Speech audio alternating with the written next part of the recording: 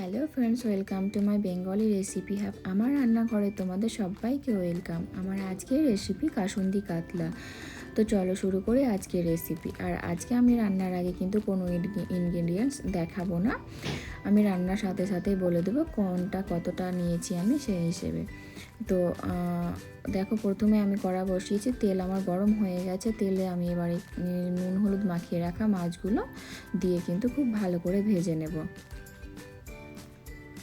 তো মাছগুলোকে আমি এপিট ওপিট করে খুব ভালো করে ভেজে নেব।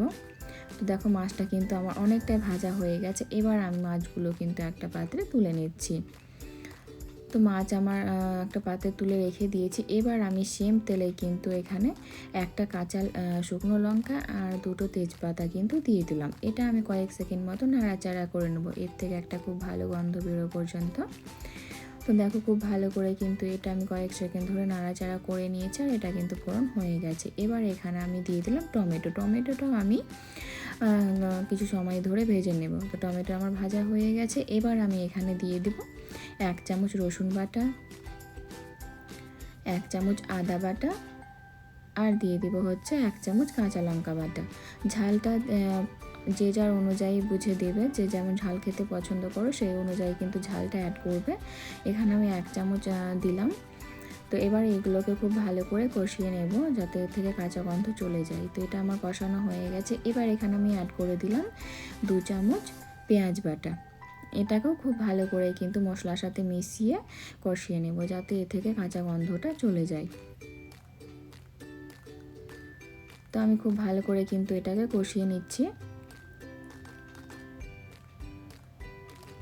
তো এটা কষানো হয়ে গেছে। এবার এখানে আমি দিয়ে দিলাম লাল লঙ্কার গুঁড়ো, তারপর হচ্ছে হলুদ গুঁড়ো, স্বাদ মতো লবণটাও যে যার অনুযায়ী দেবে, যে যেমন লবণ খেতে পছন্দ করো সেই অনুযায়ী কিন্তু লবণটা অ্যাড করবে। তারপর আমি এখানে সব মশলা দিয়ে আমি এখানে অল্প কিন্তু পরিমাণে জল দিয়ে দিলাম। এবার জল দিয়ে কিন্তু ভালো করে মশলাটাকে কষিয়ে নেব।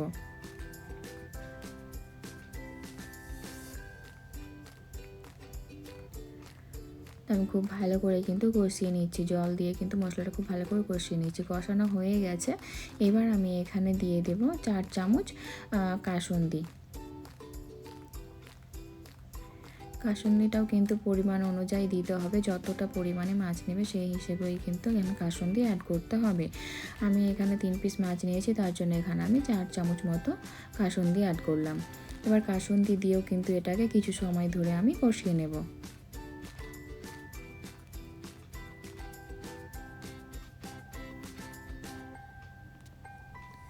তো কাসুন্দি দিয়েও কিন্তু এখানে আমি এটাকে কিছু সময় ধরে কষিয়ে নিচ্ছি। এ থেকে যতক্ষণ ভালোভাবে তেল বেরিয়ে আসে ততক্ষণ আমি এটাকে খুব ভালো করে কষিয়ে নেব। তো দেখো, এখানে আমি আবার অল্প পরিমাণে জল অ্যাড করে দিলাম।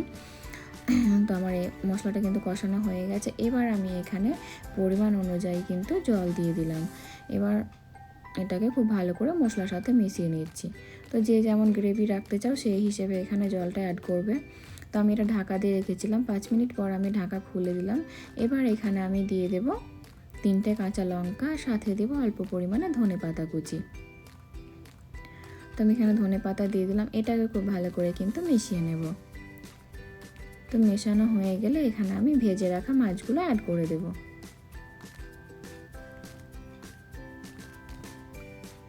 তো দেখো, এটা আমার মেশানো হয়ে গেছে। এবার এখানে ভেজে রাখা মাছগুলো আমি অ্যাড করে দিলাম।